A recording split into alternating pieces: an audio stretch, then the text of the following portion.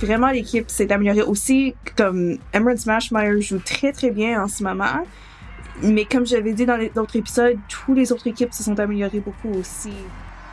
Donc, salut tout le monde et bienvenue dans ce deuxième épisode de Chargé à bloc, un nouveau podcast par la Brigade, votre podcast en français pour ne rien manquer des activités de votre équipe de la LPHF, la Charge d'Ottawa. Je m'appelle Jean-Philippe Fogg, en compagnie encore une fois de Béata Elliott. Salut Béata, comment ça va? Bien, et toi? Bien, ça fait un bon moment qu'on ne s'est pas parlé. Oui. Est-ce que tu es toute prête pour la période des fêtes qui s'en vient? Oui, je viens de terminer mes examens. Donc, vous l'avez pas vu, mais elle a dit oui en faisant non de la tête.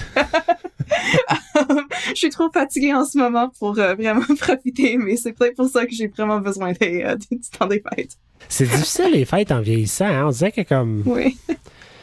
Ça arrive trop vite, on n'a pas assez de temps pour se préparer, c'est devenu extrêmement demandant pour X, Y raison. Moi, je trouve ça épuisant, honnêtement. Puis cette année, à la maison, on a fait un gros effort de moins en faire, si je peux dire.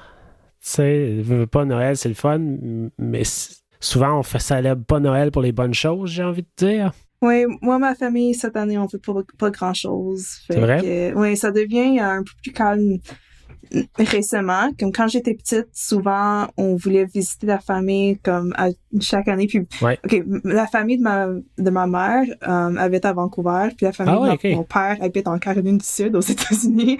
Donc, on voyageait très loin quand j'étais petite à tous les Noëls. Oui. Puis maintenant, on voyage moins. D'habitude, c'est juste, on reste chez nous. Fait que c'est pas si stressant que ça. C'est plus relax. Ouais.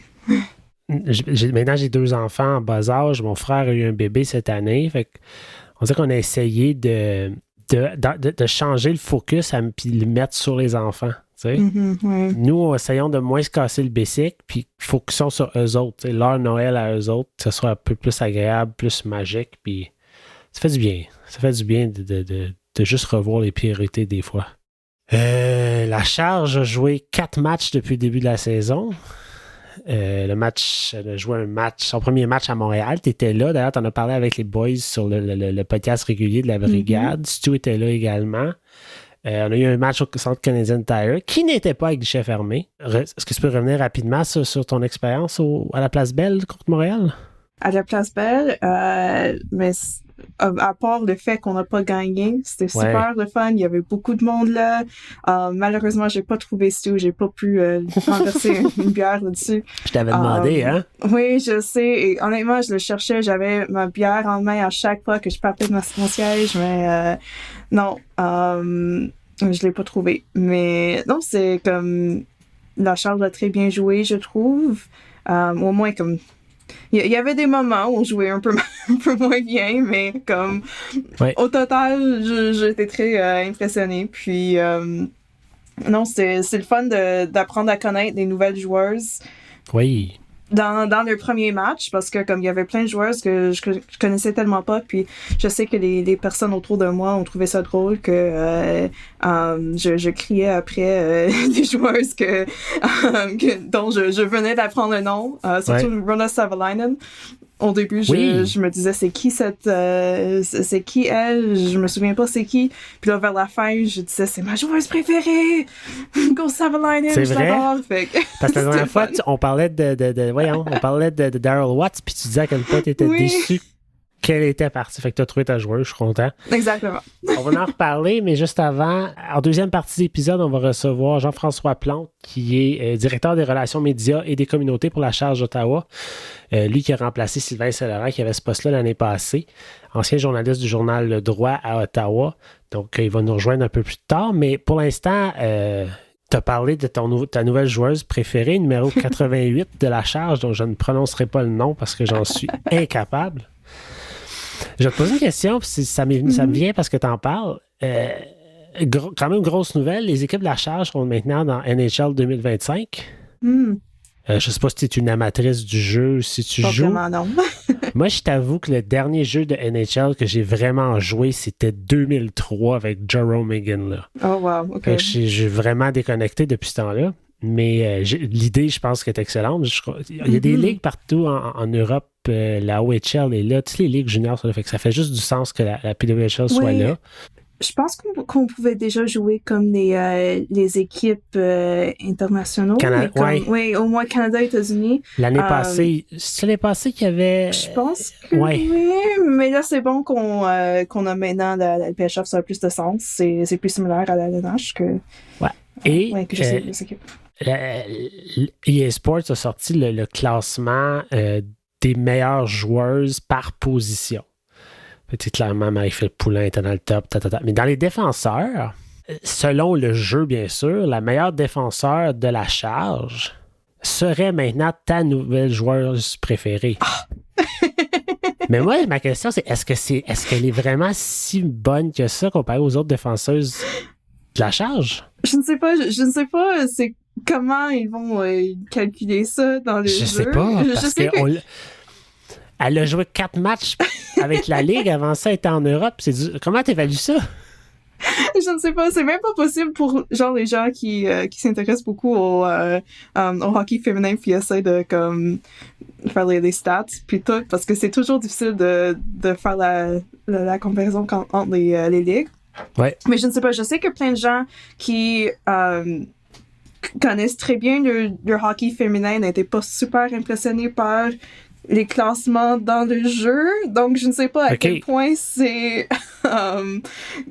comme propre à la vraie vie, genre. Faut en prendre et en laisser, là. Je ne sais pas. Mais maintenant que je sais que c'est Savalainen la meilleure joueuse, je vais dire que c'est perfectly accurate. Parfait. Puis lors du dernier épisode, tu avais souvent un bon point, puis tu t'étais demandé, on avait parlé de ce que l'équipe avait fait pendant l'été, pendant la période morte, puis tu avais posé la question, je me demande s'ils en ont fait assez en comparaison avec les autres équipes.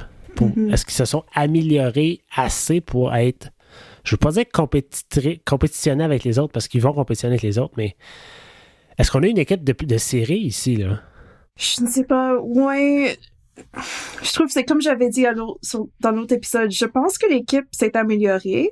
Je trouve que elles sont comme... Il y a certaines choses qu'elles devaient améliorer, qu'elles ont fait, comme maintenant, elles sont vraiment devant le filet pour marquer des buts, des garbage goals. Elles faisaient pas souvent ça l'année passée. Je pense que la défensive est beaucoup mieux. Comme c'est vraiment l'équipe s'est améliorée aussi. Comme Emerald Smashmeyer joue très très bien en ce moment. Mais comme j'avais dit dans l'autre épisode, tous les autres équipes se sont améliorées beaucoup aussi. Donc, je ne sais pas si c'est assez. Tu sais, je pense à New York, juste par l'ajout de Sarah Fillier, c'est un gros boost. New York avait fini en bas du classement cette année, c'est plus la même équipe. Ottawa, oui, on parle de Daniel Serdachny, qui était le deuxième choix total, mais j'ai pas l'impression qu'il y a eu cet effet. Parce que je veux pas, là, on va continuer à ajouter des joueuses d'Europe, les joueuses qui dominent les ligues universitaires aux États-Unis qui arrivent, qui ont un effet tout de suite. Puis ça va tellement vite que j'ai l'impression qu'il faut... En fait, ma question... Je vais poser la question, une question que j'ai dans ma tête depuis l'année passée.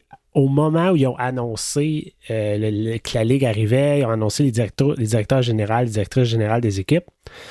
Mike Hirschfield, la première question que je me suis posée à l'époque, puis je veux pas être plate, c'est quoi son background pour être directeur général d'une équipe de hockey professionnelle? Je pense qu'il travaillait pour c'était quoi, là? L'association des entraîneurs, quelque chose de même? Oui, quelque chose comme ça, je me souviens pas. J'étais comme, OK, bénéfice du doute, je veux bien.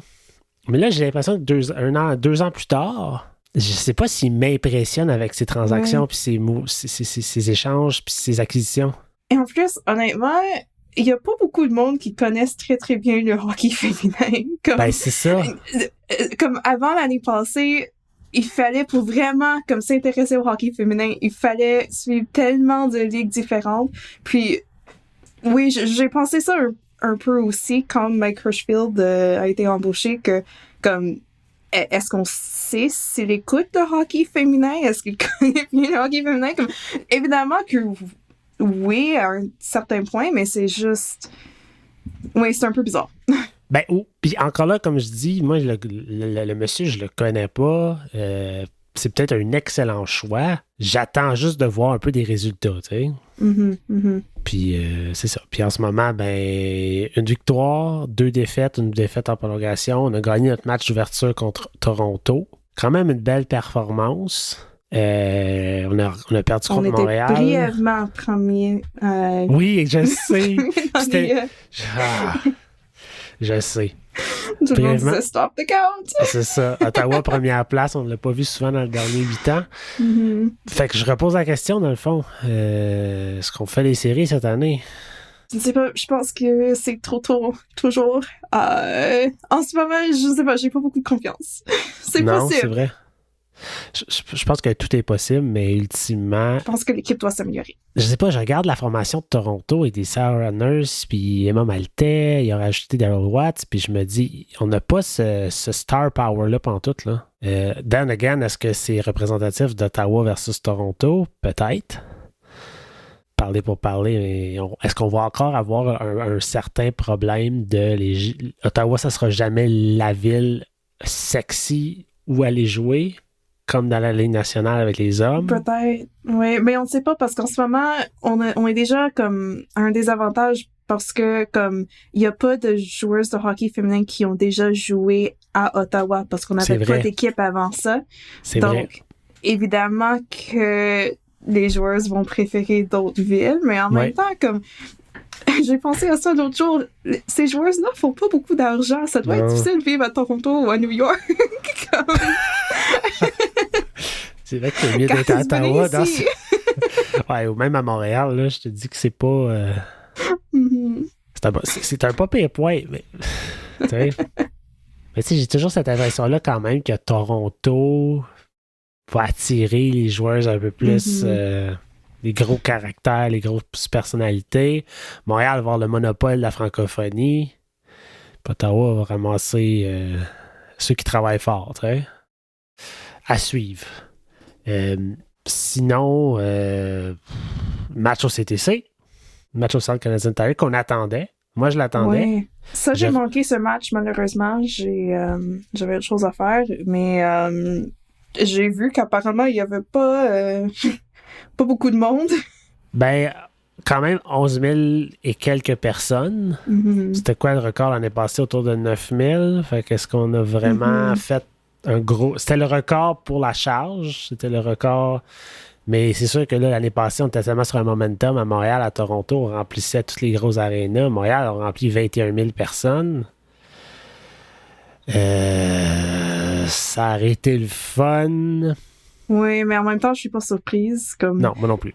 Évidemment, c'est tellement difficile de se rendre au CTC, surtout parce que les gens comme qui viennent souvent au match de la charge sont habitués à ce que ça soit à la place TD.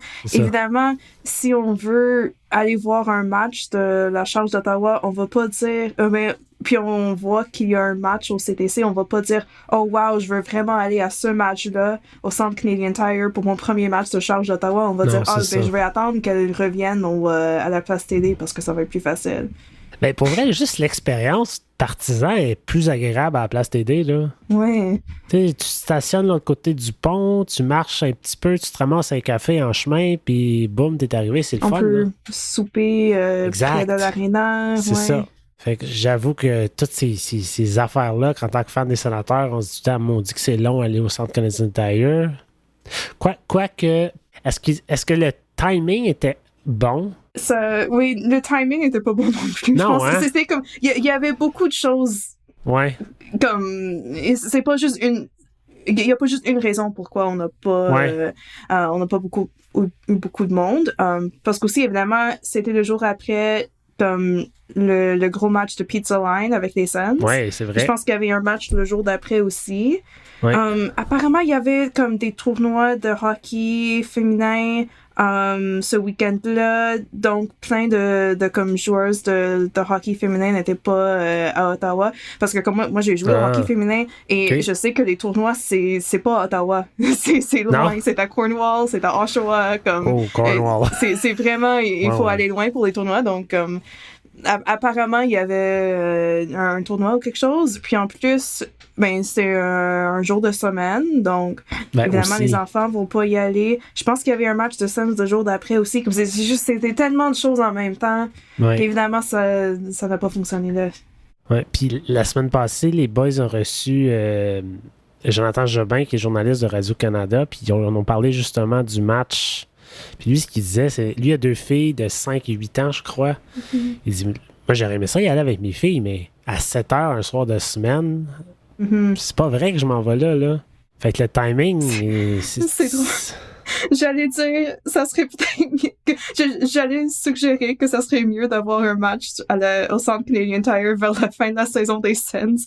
Parce que les gens vont se tanner des Sens. Mais les Sens sont littéralement dans comme une playoff spot en ce moment. Ouais, je suis tellement habituée à ce que la saison soit terminée en avril.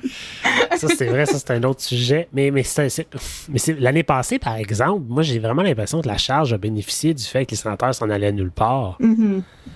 Les gens étaient déconnectés des Sénateurs, puis ils se sont dit, gardons. Fait que l'année passée, ça a été malade au Centre Canadian Tire. Ouais. Montréal le fait, Toronto le fait, tu rentres ça au Canadian Tire, boum, boum. Je pense que ça aurait marché. Peut-être que cette année, si t'attends un peu plus tard dans la saison, l'équipe est en mode série ou essaye de se qualifier pour les séries ou il y a peut-être un peu plus de hype qui s'est créé. Parce que moi, cet été, je n'ai pas entendu parler. On disait que c'était mort. Fait que j'ai l'impression que la côte au début de l'année pour essayer de recréer ce hype-là est pas évident en ce moment. Il y a comme un ralentissement. Et est-ce que c'est... je veux pas jeter le blâme, mais d'un point de vue communicationnel sur les médias sociaux, j'ai l'impression qu'on n'a pas bien réussi à... Oui, il y a les fans finis qui vont revenir toujours, mais à aller chercher... à créer ce petit boost-là pour partir la saison. On a commencé plus tard que la Ligue nationale des hommes. Fait que t'as dit que comme déjà là, il y avait comme un... C'était juste comme un petit... OK, eux autres, ils ont fait commencer. Ouais. Là, en général, avec la Ligue, je trouve... J'ai pas comme... J'ai presque oublié quand ça allait commencer la saison parce que j'ai tellement rien entendu. Ouais. C'est ça, c'est exactement ça. Même dans les comptes de médias sociaux de la charge, l'année passée, on aurait dit que tout le monde était excité, les joueurs, il y avait du contenu. Oui, mais quand même, c'est différent l'année passée parce que comme c'était la première saison, mais ouais. Est-ce qu'on va voir Gwyneth Phillips commencer un match bientôt? Mais Mashmeyer joue tellement bien en ce moment. Je sais. Que je pense qu'on va garder Mashmeyer. Ouais. Ça serait bien de voir Phillips, puis aussi ça serait bien si Mashmeyer pouvait se reposer de temps en temps. Oui. Mais en plus, je trouve que c'est difficile avec la LPHF parce que il y a si peu d'équipes qu'il n'y a pas vraiment d'équipe où c'est facile de gagner. Comme dans la LNH, on va dire on joue les Sabres aujourd'hui, fait qu'on va jouer notre gardien backup parce que comme ça va être facile. Il y a pas d'équipe comme ça dans la LPHF. Sauf que ça, c'est les matchs que les Sénateurs perdent d'habitude. Oui, mais comme d'habitude dans la LNH. On est d'accord. On est supposé faire ça. Ouais. Mais souvent, c'est pour ça que les Sens jouent toujours les gardiens backup des autres équipes. Parce que les équipes viennent à Ottawa, puis ils sont et ces gardiens backup-là jouent pour Stay Stu comme Martin Brodeur en 2003. Boy. Est-ce que le fait qu'il y a tellement peu de matchs, tu sais, on joue quoi, 2 matchs par semaine? Est-ce que Emerald Mashmeyer est vraiment fatigué? Pas en ce moment, je pense pas, mais peut-être vers la fin de la saison, oui. Là, on sort d'une pause. As-tu suivi d'ailleurs le tournoi européen? Pas vraiment, non. Non? Ça intéresse qui, ça, les Européens, j'imagine? Peut-être. Les États-Unis ont gagné, c'est tout ce que je sais, mais je pense que même les joueuses de l'équipe nationale officielle n'étaient pas là. Autant les États-Unis que le Canada. Right? Est-ce que j'ai rêvé ça? Je pense. Emerald Mashmeyer n'était pas là. Non. Ouais, c'est ça. J'ai hâte de voir si ces tournois-là... tu sais, je pense à la série Rivalité, entre autres, Canada-États-Unis. Est-ce que ça a encore autant sa raison d'être? Oui, moi, je pense qu'on n'a plus besoin de la série... Je pense pas. La série Rivalité. Oui, peut-être le tournoi européen parce que comme les joueuses européennes n'ont pas autant d'opportunités pour jouer et comme il y a pas beaucoup de matchs qui jouent en Europe, mais je trouve qu'avec avec Worlds comme pendant l'été, ça c'est assez pour moi. Ça puis les Jeux olympiques, c'est comme une fois par année on va voir les stars ensemble, right? C'est ça. Pour l'équipe du Canada et des États-Unis. Puis, mais je trouve, non, on n'a pas besoin de la série rivalité parce que comme les gens qui aiment le hockey féminin puis qui veulent voir ces joueuses, on peut les voir dans la LPHF. Puis en plus, comme avec la série rivalité, maintenant la LPHF joue des matchs partout en Amérique du Nord. Fait que même les gens qui n'ont pas une équipe chez eux vont pouvoir les voir. D'ailleurs, Ottawa va s'en aller à Edmonton, va s'en aller à Saint-Louis, va s'en aller en Caroline, à Raleigh. Oui. Ça, c'est intéressant quand même aussi. Et à Québec. Ben oui, exact, Québec. My God. C'est vrai, on en parlait l'autre fois. Pour moi, la série rivalité, ça a autant d'impact que le tournoi des 4 nations dans la Ligue nationale de hockey. Oui. Puis je sais que vous en avez parlé dans ton passage à la brigade. Puis si j'avais pu être là, j'aurais dit que j'étais 100% d'accord avec toi. J'ai aucun intérêt dans ce tournoi-là. C'est comme, je ne sais pas, je vais peut-être l'écouter puis faire quelque chose d'autre pendant que je l'écoute. Ou comme, s'il y a quelque chose d'intéressant qui se passe, oui, je vais faire attention, mais comme, j'ai pas vraiment hâte. Oui. Comme l'année passée, j'écoutais les matchs de la série rivalité juste pour voir si les joueuses de la Charge d'Ottawa allaient marquer. Puis là, je pouvais dire wow, évidemment que c'est ces joueuses-là qui m'ont marqué. Comme, je pense que j'avais un bit pendant la saison où je disais je compte seulement les buts des joueuses de Ottawa. Fait même si c'est 3-1, c'est juste 1-0 pour moi si parce que c'est une joueuse de la Charge qui a marqué. J'aime ça. Puis on dirait que je pense que c'est un tournoi, et là je reviens au tournoi des 4 nations, là, qui va plaire aux partisans qui écoutent le hockey exclusivement ou presque pour voir les performances. Moi, je me considère plus comme un fan d'une équipe et tout ce qui va avec. Tu sais, oui, c'est le fun d'avoir un beau but, mais c'est plus que ça pour moi. Fait que quand il n'y a pas d'enjeu réel, comme par exemple une médaille olympique, ou, tu sais, où là, c'est vraiment, on collabore à quelque chose de plus gros que juste notre match, oui. Mais t'as la coupe. Oui, c'est ça. Et évidemment, il y a plein de gens qui suivent pas vraiment le hockey féminin et ça, c'est comme plus intéressant parce que c'est une équipe du Canada où il y a des gens qui aiment juste le hockey féminin en général puis qui vont écouter ça. Donc, c'est pas tout le monde est d'accord avec nous sur ça, mais oui, je suis d'accord que si j'ai pas d'équipe, comme c'est difficile de m'intéresser à ces matchs. C'était ça vraiment le problème que j'avais avec le PHF avant ça, parce que comme oui, j'essayais de prendre pour une équipe, mais pas, là. Non, je prenais pour Toronto Six, ça c'est peut-être encore pire. Oui, mais c'est pour ça que j'aimais Daryl Watts puis Michaela Grant-Mentis parce qu'elles étaient sur l'équipe de Toronto Six. Puis en plus, je trouvais que c'était drôle que le Toronto Six avait des chandails rouges comme les Sénateurs. Puis en plus avec du doré en plus. Et en plus, les Leafs n'aimaient vraiment pas le PHF. C'est vrai? Parce que les Leafs avaient un partenariat avec le PWHPA. Ça, donc, il y avait du beef entre les équipes. Et je trouvais ça drôle. Donc, c'est pour ça que je pouvais trouver... Oui, que j'étais capable de prendre pour une équipe de Toronto. Moi, personnellement, les chandails des Six de Toronto, probablement les chandails les plus laids de l'histoire de l'humanité. T'sais, on a critiqué les chandails de la Charge. Sont magnifiques à comparer, là. Ouais. D'ailleurs, je les vois en action, là. Puis ça me dérange moins. Oui, je trouve le gris en arrière, ça me dérange. Moi aussi. Je pense avec les noms, ça n'a aucun sens. Ça doit être en noir, mais non, à part ça, ça me dérange pas tant que ça. Puis on dirait que j'ai comme adopté le fait que notre logo était pas très beau puis que notre gilet était affreux, puis j'en suis fier. Oui, c'est ça. C'est comme de la psychologie inversée, là. Sinon, on a signé un contrat à Taylor House. Est-ce que c'est une chose que tu connais? Pas vraiment, non. Elle a joué son premier match contre le Fleet de Boston dans une défaite. Est-ce qu'elle t'a impressionné? Je ne l'ai pas remarqué tant que ça, honnêtement. C'est pas nécessairement toujours mauvais signe. Non! Donc, j'ai hâte de voir qu'est-ce qui va se passer avec elle. Puis, moi, ce qui m'a un peu... Bah, regarde, peut-être que je dis n'importe quoi, là, mais est-ce que c'est un contrat qui aurait pu être donné à Audrey-Anne Veillette si elle n'était pas partie en Suède? C'est ça que la question qu'on ne saura jamais. Notre ami à la brigade, qui est venu nous voir, je pense, 3 fois. D'ailleurs, elle... Je sais pas si tu te souviens dans les matchs pré-saison. Puis ça, on va en parler après.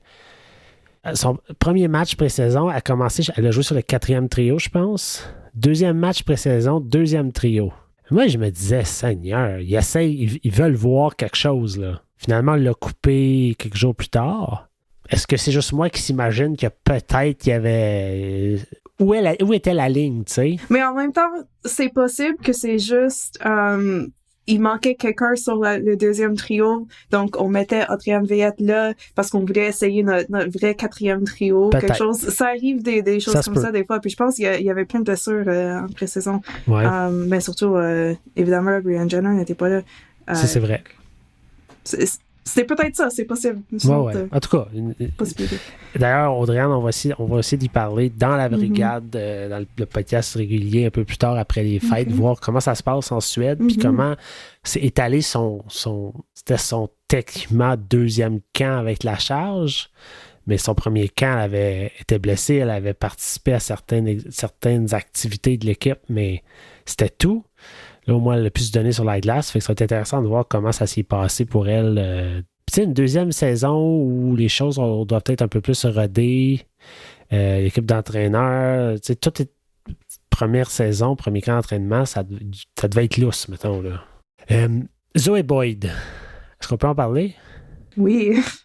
Elle qui était une régulière l'année passée, cette année, elle était blessée, elle était laissée de côté. Là, on dirait que ça va pas aussi bien que ça allait. Non, c'est bizarre. C'est parce que c'est drôle. Je disais à ma coloc avant le premier match de Zoe Boyd, que nous deux, on adore Zoe Boyd parce qu'elle a tellement de personnalité. On l'adore. C'est une de nos joueuses préférées juste à cause de ça. Mais on se disait, est-ce qu'elle est vraiment bonne? Parce qu'on la regardait sur la glace. Puis on était comme... On sait pas si Zoe Boyd est bonne. C'est juste on adore. On veut qu'elle soit bonne. Oui, son premier match, je pense, c'était contre Toronto. J'étais pas super impressionnée. Mais je pense qu'elle a mieux joué contre Boston. Mais là, je ne sais pas. C'est peut-être qu'elle est toujours blessée. Ben, parce que l'année passée, elle avait pas fini l'année. Elle avait quand même une chirurgie au bras, si je me trompe pas. Qu'elle serait les 100% rétablie cette année. Puis en plus, l'année passée, elle jouait presque toujours avec Ashton Bell. Et Ashton Bell, je pense, elle jouait très, très bien l'année passée. Cette année, je l'ai pas remarqué tant que ça. Puis je pense pas que Boyd joue avec elle, non? C'est sur un autre trio, quelque chose. Ou non, Toronto, c'est comme il y avait on avait 7 défenseurs, je ne sais pas pourquoi. Fait qu'il y avait pas de trio comme régulier de duo de paire de défenseurs. Je ne sais pas. Carla McLeod a appelé Guy Boucher avant le match. Ouais! C'est tellement bizarre. J'ai aucune idée pourquoi elle a fait ça. Okay. Je pense qu'elle était littéralement la 7e défenseuse. Oui, c'est ça. Ouais, exact. On avait Jinsey Rose avec Savannah Harmon. Est-ce que Savannah Harmon va mieux selon toi? Un peu mieux, je pense. Comme je l'ai pas... Je pense pas qu'elle a fait de grosses erreurs à date. Oh non, elle a fait une grosse erreur le premier match. Je l'ai remarqué, mais non, je trouve, je la remarque pas tant que ça. C'est peut-être une bonne idée, une bonne chose, oui. C'est ça. Ensuite, on avait Terralova avec Savolainen. Ça, c'est notre meilleure paire, je trouve. Les deux sont tellement vraiment. Bonnes. Le match contre Toronto, la victoire en fin de match, je la trouvais partout sur la patinoire. Elle voulait le gagner, là. Oui, comme Savolainen, évidemment, est tellement bonne, mais aussi Terralova, je pense, elle jouait comme... Elle était très bonne l'année passée aussi, mais elle joue tellement bien cette année et vraiment en offensive aussi, parce que comme d'habitude, c'est une joueuse assez genre défensive, fait qu'on... C'est le genre de défenseurs qu'on ne remarque pas souvent sur la glace, right? Et c'est bon qu'on ne remarque pas souvent. Mais cette année, je trouve, elle prend des risques en offensive et comme elle a tellement de points déjà, elle m'impressionne beaucoup, beaucoup. Ensuite, on a Markowski qui est nouvelle dans la formation. Moi, je l'aime, m'adapte. Qui a joué le dernier match avec Ashton Bell. Donc, c'est elle qui prend un peu la place de Zoe Boyd dans la formation. Zoe Boyd qui était le 7e défenseur. On attend. Quand même jeune encore, Zoe Boyd, c'était considérée une recrue l'année passée en termes d'âge. Je ne sais pas si dans la Ligue nationale de hockey, c'est souvent la 2e saison d'une recrue, il y a tout le temps un petit plat, un petit retour à la réalité, puis les choses vont pas aussi bien. Est-ce qu'on va voir ce même phénomène-là dans la LPHF? C'est pas bien. Je sais pas. En même temps, il y a tellement de nouvelles joueuses. Non, je sais. Ça peut pas arriver à tout le monde. Non, ben mon Dieu, non, faut pas. Faut pas. Alors, c'est ce qui complète cet épisode de Chargé à bloc, un podcast par la brigade. Si vous avez aimé ça, ben, on vous invite à en parler aux autres. Hey, eux autres, ils font ça, ils parlent de la charge en français. Et on vous invite à consulter le labrigadepodcast.ca pour avoir accès à tous nos épisodes, tous nos 2 épisodes. Mais si vous aimez ça, si ça a créé une communauté avec ça, ben ça va continuer à grossir certainement. Vous pouvez aussi nous suivre à la Brigade Pod sur X, sur Instagram, sur Facebook et maintenant sur Blue Sky parce que Béata m'a influencé. Et puis, est-ce qu'on a un mot de la fin, Béata? Mon mot, c'est Ronia Savalainen. Ah, j'aime ça. Let's go. Let's go! Ma nouvelle joueuse préférée.